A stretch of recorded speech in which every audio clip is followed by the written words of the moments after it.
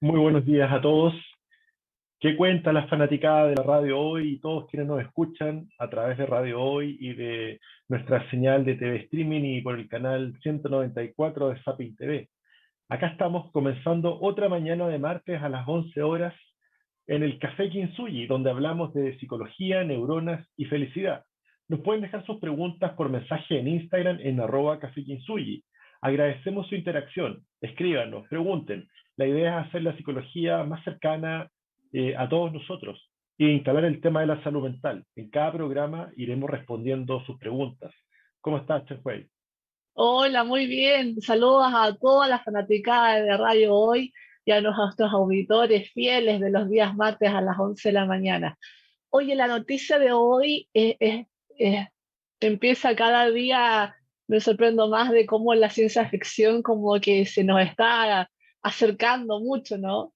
Fíjate que se crea en laboratorio máquinas vivientes que se reproducen como seres orgánicos. En el 2020, unos científicos estadounidenses crearon unos pequeños robots capaces en el fondo de que hoy día se reproduzcan, que esa es la importancia, porque estos robots son pequeños microorganismos que son rescatados de las células madres de una ranita africana.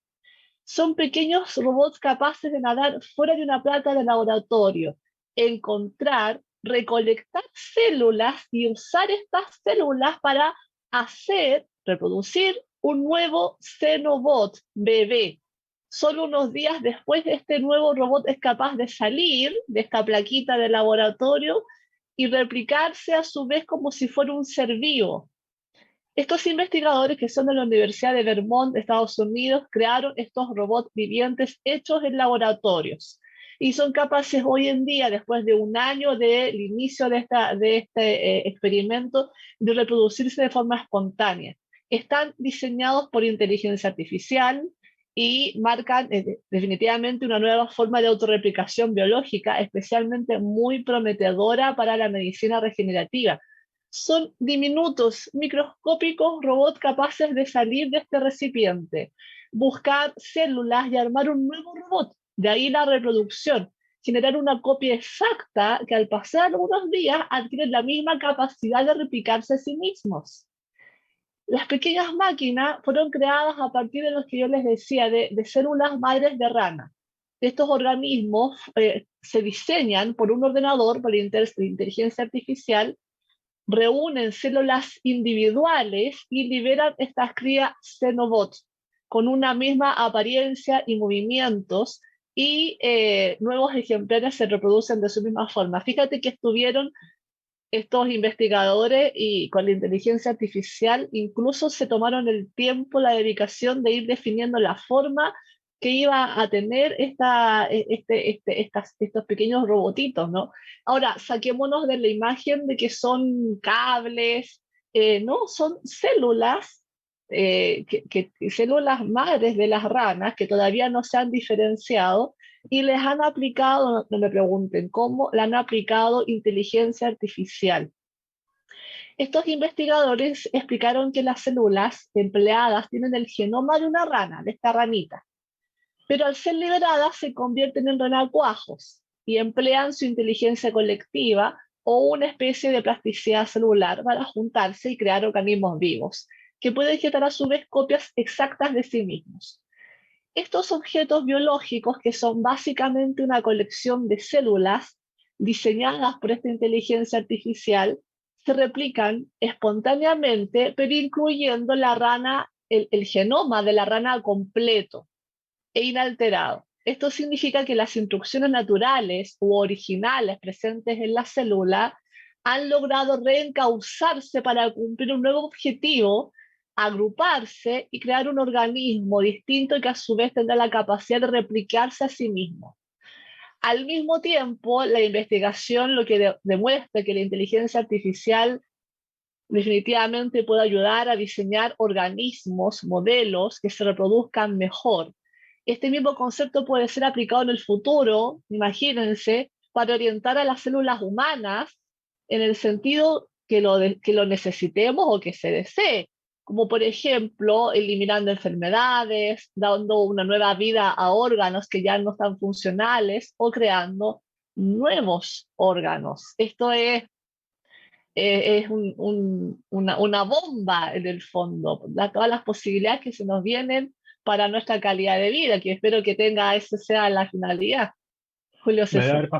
Me debe haber pasado igual que a los auditores, que te escuchamos con mucha atención, porque de verdad, tal como dices tú, es como una bomba, porque son muchas las posibilidades que uno piensa. Esto de que los límites entre la biología y la tecnología se hagan difusos, entre la vida también y la no vida, entre la inteligencia y la inteligencia artificial. Realmente hoy día nos estamos encontrando con lo difuso, lo sutil, lo que va a marcar la diferencia entre qué es una cosa y qué es la otra. Fabuloso, de verdad. Podrías compartirnos después en la red social tal vez la noticia en el Café Kinsuyi, en el @Café Kinsuyi, porque Sí, está bueno claro. para entretenernos con seguir ahí un poco la pista de esa publicación científica. Bueno, y hoy día quisimos hablar de algo que lo vemos a diario y que es parte de nuestra sociedad, ya sea por violencia machista en su momento, por maltrato hacia los animales o por declaraciones que no son muy afortunadas, un sinfín de músicos, actores, figuras públicas y gente también no tan famosa ha sido cancelada en los últimos años. ¿Qué significa esta palabra cancelar? ¿Puede trascender esto fuera de la lógica de Internet? Bueno, la cultura de la cancelación como movimiento social surge efectivamente en las redes sociales, de Internet. Aunque si nos ponemos a estudiar la historia y entendemos un poco el concepto que hay detrás de la cultura de la cancelación, veremos que es un fenómeno que nos acompaña incluso desde la antigua Grecia, donde año a año una asamblea votaba para desterrar a alguien que atentaba contra el orden público. Hay algunas diferencias que iremos viendo durante el programa, no están igual. De hecho, cuando votaban, se le entregaba al que se desterraba una, una ostra de barro que se llamaba el ostracón, y de ahí la palabra del ostracismo, ¿eh? Cuando la persona era despojada de su ciudad y tenía que irse de la polis griega. Hoy se ha convertido esto de la cancelación en un medio no institucionalizado, es decir, no lo hace una institución, lo hacen las personas, y generalmente bajo anonimato, en ambientes de redes sociales donde reprenden comportamientos que ellos consideran que moralmente son incorrectos a la luz de los estándares de la comunidad vigente, pero que según la ley no constituyen un delito. Pero es medio parecido a lo que le pasa a la persona en alguna ocasión. Según consigna el artículo del New York Times, everyone is cancelled, todos están cancelados, el uso de la palabra canceled tiene sus raíces en el Black Twitter, la red de usuarios de la comunidad afroamericana en Estados Unidos de Twitter. Una de las primeras intervenciones con las que se popularizó el término tuvo lugar en 2016, en una webserie, en una serie de web llamada Joan the Scammer, en un episodio en el que el personaje principal lucha contra una máquina de café express y no puede hacer el café y está ahí peleando con la máquina. Finalmente se enoja este personaje y acaba decretando públicamente que la empresa de la máquina de café está entera cancelada. Y ahí fue el punto de partida que pegó esto, empezaron todos a cancelar, pero lo interesante y lo curioso es que el nacimiento del concepto nace a partir de cancelar un objeto inanimado, inerte, una institución, una cafetera. Y esta dura decisión se la estamos entregando a una persona, no a un objeto.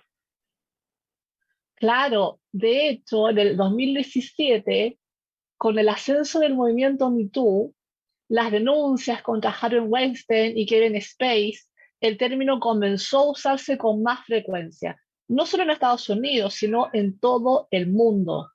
Desde ahí, algunas celebridades fueron una por una borradas del mapa y hay que decirlo con justa razón.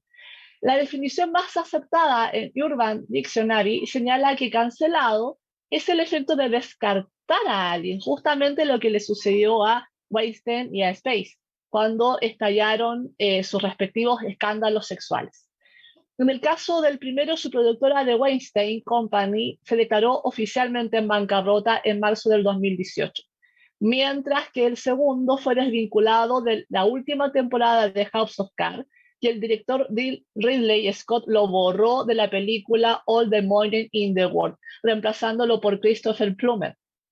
En el Café Kintsugi de hoy veremos qué implica exactamente este mecanismo, en qué está fundamentado, cuál es el proceso que sigue y sobre todo cuáles son las consecuencias para el que lo sufre. Bueno, dos factores que predominan en los casos de cancelación son, por una parte, que es un fenómeno que ocurre en tiempos de redes sociales y en medio del auge del feminismo. Son cosas que son circunstancias que se van sumando para que se generen estos fenómenos sociales. La asesora de comunicaciones de la Fundación Datos Protegidos y magíster en estudio de género, Karen Vergara, explica que la cancelación es una manifestación ciudadana a través de la tecnología. Qué buena definición, me gusta.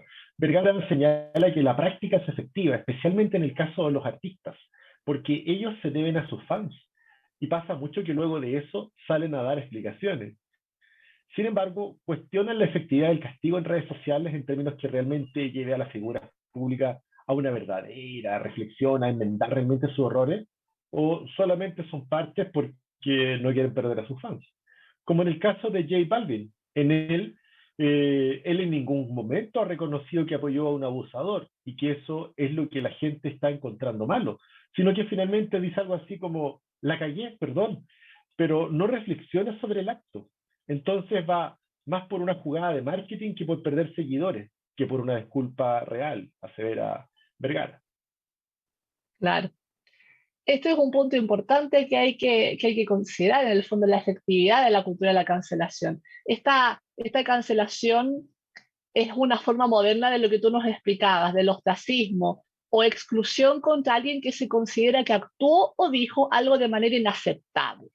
El individuo cancelado, generalmente una celebridad, puede ser rechazado socialmente o boicoteado profesionalmente.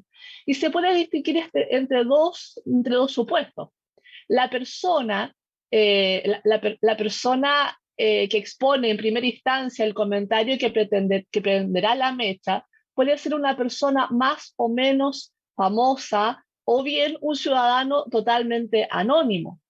Si la persona es reconocida en algún ámbito en particular, ya sea porque es un artista o un profesional de alguna disciplina o simplemente por contar con un número significativo de seguidores, el sujeto dispondrá de una base de un foro muy amplio que recibirá y analizará sus palabras, facilitando que dicha persona sea más proclive a sufrir un intento de cancelación, simplemente por el número de muchas personas que tendrá acceso a sus declaraciones.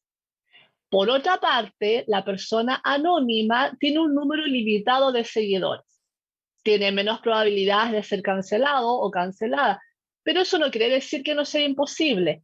Basta con que una sola persona visualice algún contenido que no sea aprobado y comparta esta publicación para denunciar el mensaje, llamando a los demás a hacer lo mismo, iniciando un efecto de especie de bola de nieve, un efecto dominó. Un Twitter, por ejemplo. Un Twitter puede viralizarse en solo unas horas, recibiendo cientos o incluso miles de visualizaciones y comentarios que muestran indignación sobre el mismo. Es ahí cuando empieza el proceso de la cancelación. En algunas personas decidirán ir más allá y comenzarán a analizar los perfiles públicos e incluso los privados de esta persona para recopilar información. Si su búsqueda da frutos, rápidamente podrá averiguar cuál es su lugar de trabajo y lo harán público, instando a la empresa a despedir a este trabajador. Si no quieren que todos ellos dejen de consumir sus productos o servicios, pues si no toman las medidas considerarán que la opinión del empleado está representando a la de la empresa, lo cual es evidentemente una falacia. Desgraciadamente, por motivos económicos, una empresa privada va a mirar casi en exclusiva por su propio interés. Y si considera que su reputación está en peligro y ante las amenazas de boicot por este grupo de potenciales consumidores, no va a dudar en despedir a una persona que no se relacione con su acción. La cultura de la cancelación es despiadada en este aspecto. Pues es difícil de justificar el luchar activamente para que una persona pierda su medio de vida y lo que es peor, el de su familia, a raíz de declaraciones que pueden ser más o menos polémicas, Julio César. Sí, bueno, es lo que pasó con ciertas publicaciones durante el COVID, donde, por ejemplo, en Argentina alguien publicó que salían a hacer una parrillada, un asado, y los hicieron pedazos, y cuando se averiguó, esa parrillada, esa publicación que tenían era de hace varios años atrás, pero a esa persona la hicieron pedazo a ella y a su familia. Bueno, casos como este iremos viendo durante el programa y habrán varias posturas divididas, posturas a favor y en contra. Pero bueno, vamos a una pausa musical, escuchemos Friends de Anne-Marie y volvemos en el Café Kintsugi. Estamos de regreso hablando en Café Kintsugi de esta cultura de la cancelación. Pero antes que todo, hagamos un saludo a nuestro auspiciador. Instituto Kintsugi, psicoterapeutas expertos en trauma psicológico y EMDR.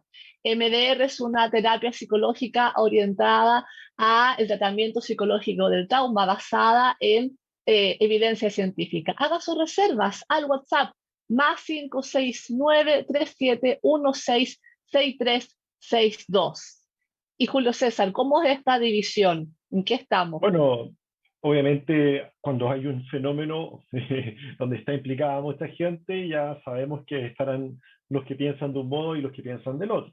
Y en esta postura dividida, en esta cultura en la que vivimos, se pueden apreciar dos posturas que están un poquitito divididas. Por un lado están los que aseguran la existencia de un mundo nuevo, sentencioso y moralizante, particularmente las redes sociales, que todo lo catalogan, tiene que pasar por los filtros de la nueva cultura, la forma de ver la vida, los valores, de una moral que se ha hablado de la moral digital, del millennial, que conduce a la censura y que compromete la libertad de expresión. No podemos decir nada, dicen algunos. De este otro lado, este lado más polémico, están los que arguyen que el llamado de atención por las redes sociales y el online a las personas que expresan opiniones que se consideran ofensivas es una forma de justicia social, que es lo que corresponde, es lo que hay que hacer. Es un diálogo que está en crisis, por supuesto. Al respecto, expertos como Simone van Schweib, que es cofundadora de Stonewall, una organización benéfica LGTBQ+, ha sido crítica de las estrategias del activismo actuales del grupo. Publicó un libro que se llama El poder del ser diferente, The Power of Difference, y cree que estamos enfrentando una crisis de diálogo. Esta palabra es muy buena y a nosotros nos pega mucho como chilenos en este momento histórico en el que estamos viviendo. Eh, Simone Fansworth dice, en Stonewall, la fundación que ella dirige, solo hablábamos con personas con las que no estábamos de acuerdo. Cuando alguien dice algo, tienes que discutir con ellos, aunque pienses que es ofensivo, dañino o doloroso. Es la única manera que vas a lograr que cambien de opinión. O sea, esto es una invitación al diálogo. Además, explica que la inhabilidad de poder discutir diferencias está filtrándose a todos los ámbitos de nuestra vida. En familias, hasta con amigos, una tercera parte de ellos no expresan sus opiniones. Qué importante esto. Las divisiones se están exacerbando. Necesitamos tratar de tender un puente para esas divisiones. Bueno, las consecuencias para nuestra sociedad, Chen Hui, son difíciles de medir, especialmente cuando la cultura de la cancelación y de la censura se han vuelto las fichas políticas, ¿no es cierto?, en un debate que está altamente polarizado. No solo en Chile, nosotros vemos las noticias y vemos obviamente que hay una alta polarización, una baja capacidad de diálogo. Creo que el diálogo es algo que se requiere cada vez más a todo nivel, en todos los países, y es algo que hoy día estos 3.800 millones de usuarios, o 3.8 billones de usuarios en Internet, no están aportando al diálogo. De alguna manera, cada uno publica lo que quiere decir, se juntan en tribus digitales, pero estas tensiones generan finalmente guerras culturales. Algunos consideran que las personas están siendo silenciadas, que se atenta contra la libre expresión, otros simplemente que se trata de justicia social y que se están erradicando las opiniones pasadas de moda. Aquí hay como un enterrar la vieja escuela, un enterrar el pensamiento de otras generaciones. O sea, hay una guerra también generacional de pensamiento, tanto en la vida real como también lo vemos en la internet, incluso en el humor, en la comedia, donde hemos visto también algunos humoristas que han sido cancelados, este juez. Claro. Y bueno, También es entendible, ¿no? Pero sin embargo la postura de Simón es un llamado a que reflexionemos. Nos está faltando diálogo, nos está faltando un poco, pareciera ser que nos falta un poco de tolerancia también a la diferencia, ¿sí? Justamente en este llamado a la inclusión también estamos haciendo diferencia. La cultura de la cancelación, en el fondo, promueve retirar el apoyo a personas o a empresas como consecuencia de determinados comentarios o acciones, pero ¿realmente se consigue el objetivo?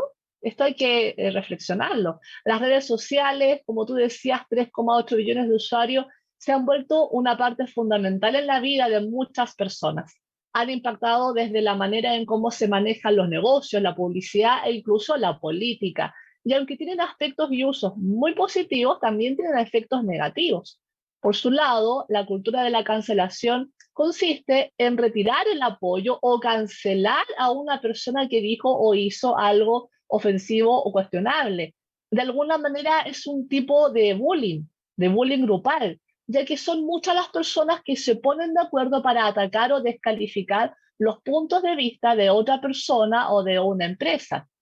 Esto se ha vuelto aún mucho más popular al delatar actitudes racistas, homofóbicas y machistas. Es un movimiento tan grande que varias personas han perdido sus trabajos por ser canceladas, sin la posibilidad, ojo acá, sin la posibilidad de enmendar o de arreglar sus acciones o de explicar, quedando para siempre encerradas en un charco de odio público. Uno de los casos más conocidos es el youtuber enfocado en maquillaje James Charles, quien perdió más de 3 millones de seguidores en cuestión de días después de ser etiquetado como un depredador sexual por otros creadores sin pruebas al respecto, sin pruebas, en un drama con su mentora Tati Westbrook, que también es youtuber. Otro caso famoso es la autora de Harry Potter, famosísima ella J.K. Rowling, quien ha sido acusada de transfobia, por lo que aseguran que sus puntos de vista discriminan contra los transexuales. Sin embargo, ella por su parte afirma que está defendiendo los derechos sexuales de las mujeres. Aunque la intención es buena, señalar a personas que han hecho algo malo se ha llevado, pareciera ser, a un extremo bastante tóxico. Julio César. Claro, estamos combatiendo la cultura de la cancelación desde distintos frentes y uno donde se combate también es desde el aula de clases, desde la academia. La profesora y activista contra la supremacía blanca, Loretta J. Ross, propone combatir la cultura de la cancelación por medio de una clase en el Smith College. Ella busca desafiar a sus alumnas a identificar características y límites del movimiento. Es decir, las está invitando a cálmense, pensemos un poquito, démosle una vuelta. No nos aceleremos en publicar porque vemos una imagen de algo, ya al tiro, reenviar, cancelar. Busquemos, busquemos, veamos qué pasa. Y en el New York Times, Loretta dice, lo que realmente me impacienta es llamar a la gente por algo que dijeron cuando eran adolescentes, cuando ahora tienen 55 años. Pero por supuesto, o si acaso tú alguna vez no hiciste algo de lo que te arrepentiste, no fuiste a un carrete y algo pasó y claro, a lo mejor en otro tiempo no estaba la foto, pero hoy día video, fotos, celular, Twitter, te mandaste un Tony, pero o también cambiaste de parecer, tu opinión fue evolucionando y eso es súper valioso, pero acá lo que se hace es lo contrario, te buscan, te escudriñan en tu vida privada cuando a veces es algo de la área pública, ¿no es cierto?, profesional, y te hacen bolsa. Dice, quiero decir, todos en algún momento hicimos cosas increíblemente estúpidas cuando éramos adolescentes, ¿verdad? Señala Loretta. Para esta profesora, la solución está en llamar la atención en privado. Mira qué interesante. Todo lo contrario a lo que ocurre en Internet. La gracia está acá en hacer llamar la atención en privado, algo que hemos aprendido en nuestras familias, ¿no es cierto? Cuando hay una dificultad, uno no discute delante del resto de los familiares. Uno busca el momento para conversarlo con la persona en un clima de privacidad y decirle, mira, creo que me pareció tal cosa, ¿qué opinas tú? Podemos mejorarlo, dame tu opinión. Eso no está ocurriendo y acá tú te expones a que millones, cientos de miles de personas se te lancen al cuello ahí atacándote. No existe la posibilidad incluso de que el otro pueda responderle a cientos de miles de personas, hey, me equivoqué, lo estás viendo mal, eso no corresponde, estamos en un error. Ese diálogo no existe. Sin embargo, la activista, volviendo a ella, a Loretta, es enfática. Aunque la cultura de la cancelación parece no irse a ningún lado y su intención es buena, mientras se siga llegando al extremo de no permitir ni aceptar el crecimiento del cancelado, seguirá siendo un movimiento tóxico que no llevará a ningún lado. Dice la profesora, la solución está en llamar la atención en privado y hacerlo, como señalaba yo, si es que no se entendió, desde el amor, no desde el odio. Chen-Hui.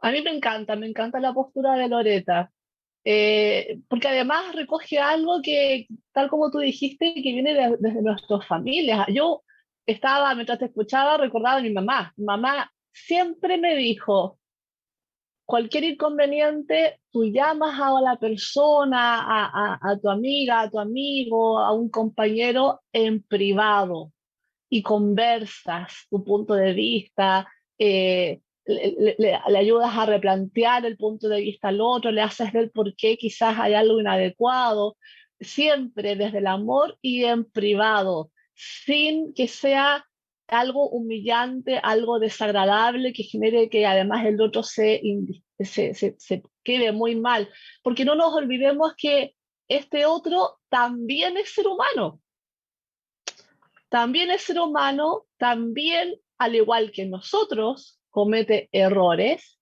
y además tenemos el derecho de pensar distinto.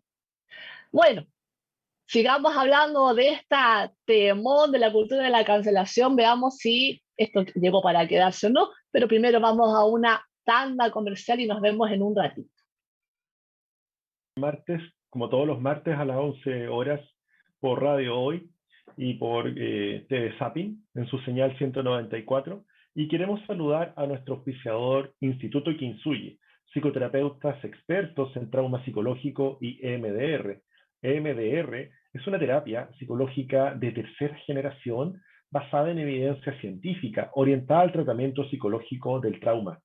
Haz tus reservas al WhatsApp más 569-5634-5078 y más 569-3716-6362. El trauma se puede superar. Bueno, y seguimos hoy día hablando de esta cultura de la cancelación y parece que esto está llegando para quedarse, Chen-Hui. Bueno, veamos. Es claramente el avance de la intolerancia a lo diferente y la crítica reflexiva que conduce al castigo, no al castigo desproporcionado, se está afianzando como una forma válida de defender lo que se considera justo. Ante esta tendencia, cientos de escritores, investigadores y filósofos, entre ellos Noam Chomsky, Margaret Atwood, J.K. Rowling, Malcolm Gladwell firmaron una carta abierta alertando acerca de esta creciente cultura de la cancelación. En esta carta ellos afirman: la censura se está extendiendo más ampliamente en nuestra cultura, una intolerancia a los puntos de vista opuestos, una moda a la vergüenza pública y al ostracismo y la tendencia a disolver cuestiones complejas con una cierta moral cegadora. En esta carta ellos hablan de un auténtico ajuste de cuentas que debilita nuestras formas de debate abierto, de tolerancia a la diferencia a favor de una conformidad altamente ideológica. Estos intelectuales advierten que esa atmósfera sofocante dañará en última instancia las causas más vitales de nuestro tiempo, que es la restricción del debate, ya sea por parte de un gobierno represivo o de una sociedad intolerante. Perjudica invariablemente a los que carecen de poder y que hacen que todos sean menos capaces de participar democráticamente. Y terminan indicando que la forma de derrotar las malas ideas es mediante la exposición, la discusión y la persuasión, no tratando de silenciarlas o rechazarlas. Mira qué interesante. Yo creo que hay que colocar atención en ellos. Sí, me dan ganas de hablar toda la semana de la cultura de la cancelación en el Café Kintsugi, porque es algo que es una invitación, como vamos viendo también, a ver nuestros lados críticos, a nuestros lados de mejora, pero también a entender que el debate y el diálogo son sumamente necesarios en esta interacción dialéctica, ¿no es cierto?, entre unos y otros. entre mis creencias y las del otro. Bueno, sigamos profundizando en qué es la cultura de la cancelación. Y para ello, veamos lo que opina el psicólogo Utbal Dolakia de la Universidad de Houston, quien brinda un concepto interesante de la cultura de la cancelación. Indica que se trata de el acto voluntario de un individuo de rechazar públicamente y perseguir activamente el daño contra un supuesto transgresor. Me gusta su definición, es corta y precisa. Dice, es el acto voluntario de un individuo de rechazar públicamente y perseguir activamente el daño contra un supuesto transgresor. La cultura de la cancelación implica, por ende, una reacción pública con el objetivo de castigar y cancelar a aquellas personas, empresas o obras que representen algo ofensivo. Dolakia explica que para que se produzca un episodio de cancelación es necesario que confluyan tres procesos psicológicos. Sí, aquí ya entramos en el área nuestra, en la psicología. Identificar la transgresión y considerar que es significativa. Entonces, el primer punto es identificar la transgresión y considerar que es significativa. La transgresión puede ser real o percibida, yo lo siento a lo mejor, pero ofende al cancelador, puesto que la considera grave. Esta transgresión puede ser cualquier cosa, basta que se perciba como la violación de un valor de justicia social profundamente arraigado en el cancelador. 2. Experimentar fuertes emociones negativas, o sea, sentir esa rabia, impotencia, molestia. La transgresión suele despertar una reacción emocional intensa. Generalmente las personas experimentan rabia y odio, que son los motores que impulsan el linchamiento mediático, aunque también pueden experimentar indignación, miedo o disgusto. Esas emociones impulsan al rechazo y al deseo de aplicar un castigo. Y es muy interesante este segundo punto porque habla del linchamiento mediático. Y de alguna manera estamos hablando de que vivimos en las palabras. Y que con palabras estamos castigando, golpeando de algún modo, linchando al otro. O sea, estamos ejerciendo el odio desde un golpe verbal, desde el discurso digital. Y tercero, actuar de manera punitiva y visible para dañar al transgresor. Es decir, esta cosa yo quiero que se note. El cancelador intenta castigar al transgresor haciendo que su acción punitiva sea visible. Yo lo denoto, yo lo marco, yo lo etiqueto, yo lo cancelo, yo le pongo el hashtag encima. De alguna manera yo lo condeno, lo cancelo. Estos ataques son visibles porque su objetivo es sumar a más personas, porque si pongo un hashtag o lo etiqueto, empiezan a verlo más personas, se transforma en un trending, ¿no es cierto? Se transforma en tendencia, en un troleo, y en un par de horas, como tú decías, Chen-Hui, esta persona ya está liquidada, cancelada. Esos ataques son visibles porque su objetivo, como se dice entonces, suma personas, este linchamiento público, se produce la cancelación cultural de esa persona o entidad, ha sido viralizado, y lo diferenciador de la cultura de la cancelación es que no ocurre en el ámbito privado. La persona ofendida, por ejemplo, no se limita a dejar de seguir a su transgresor en las redes sociales, sino que busca castigarle y dañarle públicamente. Se trata entonces de una represalia. Así es. Fíjate que además Vocalia señala que un acto individual de cancelación es un rechazo psicológico. Sin embargo, cuando se comunica a través de las redes sociales, se busca un efecto de contagio, lo que suele amplificar el daño que pueda haber causado el transgresor. De esta manera, se percibe que el transgresor no solo ha afectado a una persona, sino que a todo el grupo que se siente ofendido por sus palabras o acciones. Entonces, ese grupo pretende cancelarlo de la sociedad. Mira qué interesante, porque en el fondo, Sí. en esta acción, el efecto que se produce es que el agresor el transgresor ha agredido a todo un grupo. En vez de una persona, es un grupo, por ende, el que emprende las acciones punitivas. Las redes sociales contribuyen a sacar las cosas como de quicio, fomentan los juicios rápidos, eliminando el contexto y se convierten como en un combustible que alimenta la ira y el deseo de venganza, muchas veces convenientemente disfrazado de supuestamente justicia. Por eso, ante un observador externo e imparcial, es probable que las acciones punitivas del cancelador le parezcan desproporcionadas en comparación con la magnitud de la transgresión. En esos casos, no hay denuncias ni enjuiciamiento, solo condena, sin presunción de inocencia. Es el juicio del cancelador y su aparente sentido de la justicia lo que desencadena esta acción punitiva. La cultura de la cancelación en realidad es una extensión de la cultura de la denuncia, una escalada de la ira para pedir la cabeza del transgresor.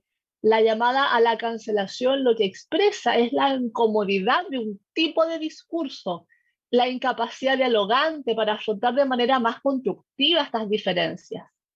La cancelación cultural, según lo explica este psicólogo, no se basa en una evaluación metódica, racional ni equilibrada de la transgresión, sino que suele ser una respuesta visceral basada en una comprensión compartida de la transgresión.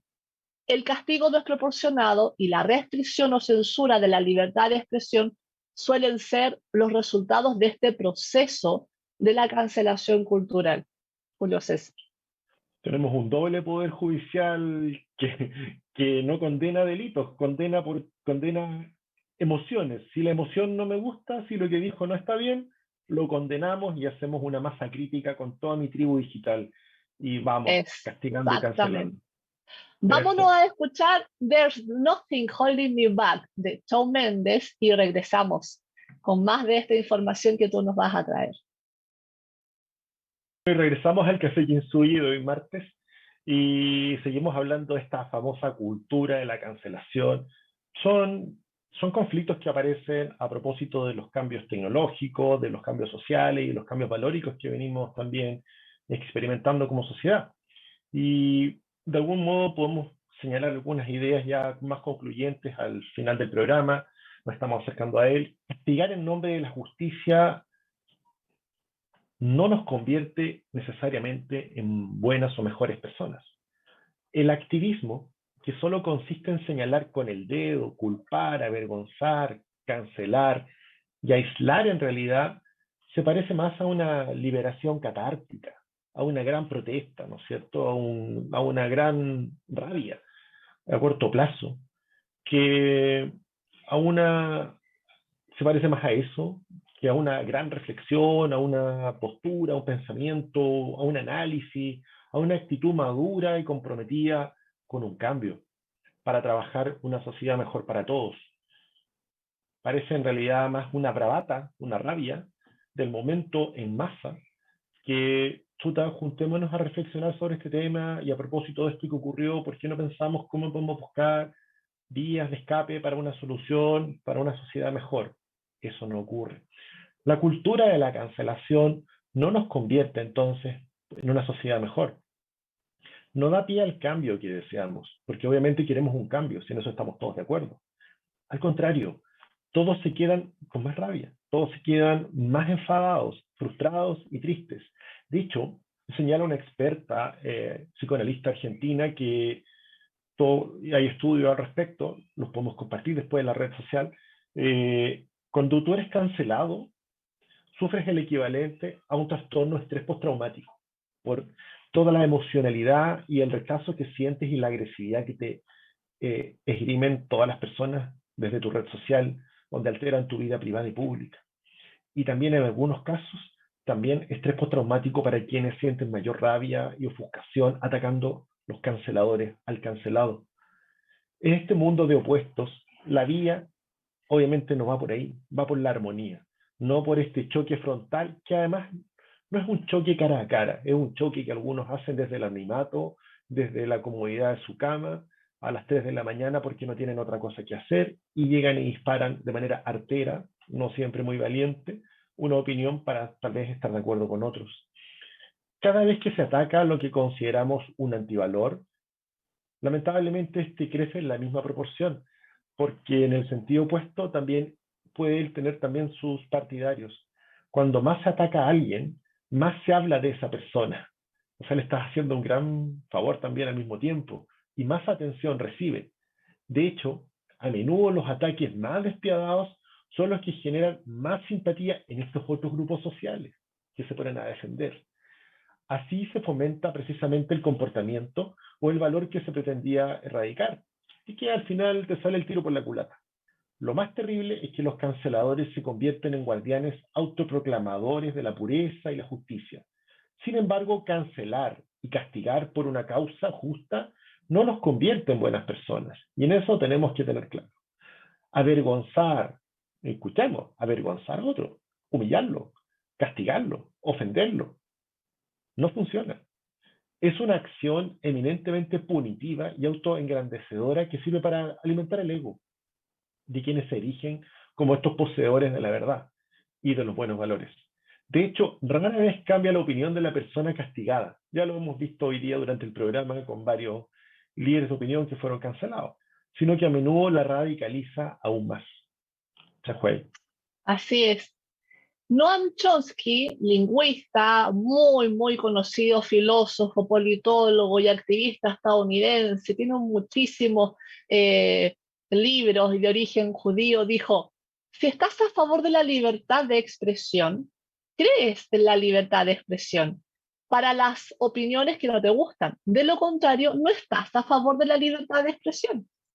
Rechazar la cultura de la cancelación no tiene por qué significar rechazar los principios de justicia social y el impulso por la igualdad que alimenta. No tienen relación. Esto no significa reprimir nuestras reacciones o renunciar a la responsabilidad, afirma Chomsky. Al contrario, dice, significa darnos el espacio para honrar verdaderamente nuestros sentimientos de tristeza e ira, sin reaccionar de manera que implique que los demás son incapaces de compasión y cambio. No significa estar de acuerdo con las ideas de los demás, sino que significa respetarlas y buscar un espacio de diálogo transformador. El sentimiento nos fortalece como sociedad, el disentimiento nos fortalece como sociedad y como personas. Solo tenemos que aprender a lidiar con ello.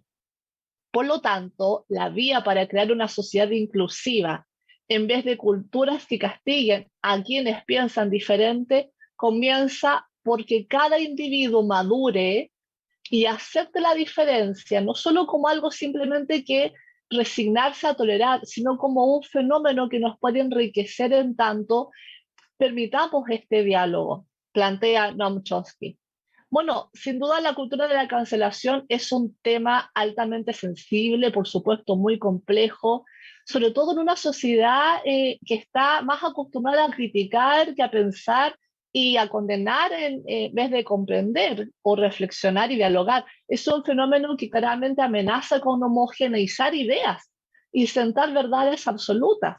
A mí en lo personal me preocupa mucho que como adultos que somos los responsables de este momento sociohistórico, estemos transmitiendo un buen mensaje a nuestros niños y que esto no llegue a las vivencias de los niños en los colegios porque sería altamente perturbador y muy difícil de manejar. Yo creo que ustedes lo podrán reflexionar, ¿no es cierto, Julio César? Claro, tal como tú señalas, lo de los colegios, yo creo que a su vez se nos abre una tremenda oportunidad a todos los que estamos formando a los pequeños adultos responsables, ¿no es cierto?, a los niños, niñas y adolescentes, a invitarlos en la casa, en el colegio y también a nuestras familias a no tener miedo a dialogar, a no tener miedo a exponer ideas, a debatir, a pensar distinto. Si hay algo que nos une a ti, a mí, Chenwei y a todos los que nos escuchan hoy día, es que todos somos iguales en algo, somos diferentes. Entonces la invitación es a viva la diferencia, a debatir nuestra diferencia, a tolerarnos, porque ahí es donde se genera este crecimiento, este diálogo, este crecimiento entre la tesis, la hipótesis, ¿no es cierto? Esta dialéctica que decía Hegel, que es poder entender al otro y desde ahí tener una idea común o distinta, disentir para crecer con algo. Así que viva la diferencia, es lo que diría yo, y un abrazo a todos los radioescuchas. Muchas gracias por mi parte. Nos vemos el próximo martes. Abrazos, que tengan una linda semana y nos vemos el próximo martes aquí en Radio Hoy a las 11 de la mañana en Café Kintsugi. Chao a todos. Chao.